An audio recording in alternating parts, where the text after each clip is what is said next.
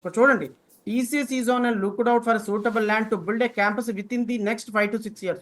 ఇప్పుడు ల్యాండ్ ఇస్తే 5-6 సంవత్సరాల తర్వాత కడతారంట వాళ్ళు. అప్పుడు అంటే అన్ని సంవత్సరాల టర్మ్లో వీళ్ళు ఇంత ఎంప్లాయ్మెంట్ జనరేట్ చేసేదానికి స్టెప్స్ వేసుకుంటారనమాట. ఇప్పటికిప్పుడు ఇచ్చేదేం కాదు ఇది, 5-6 సంవత్సరాల తర్వాత మాట. 6 years. TCS has requested the government for a land parcel in Vizag for 20 to 25 acres. Leased operation model. వాళ్ళు లీజ్ అడిగితే మన గవర్నమెంట్ ఏం చేసిందో చూడండి. ఎవరు, ది గౌరవనీయులైనటువంటి ఉప ముఖ్యమంత్రి గారి అధ్యక్షతలో జరిగినటువంటి meeting. Project and to Boost the presence of the IT ecosystem in the state, SIPB agreed to offer, this word is very important, offer an extent of 21.16 acres of land at 99 paisa for the entire land of 21.16 land.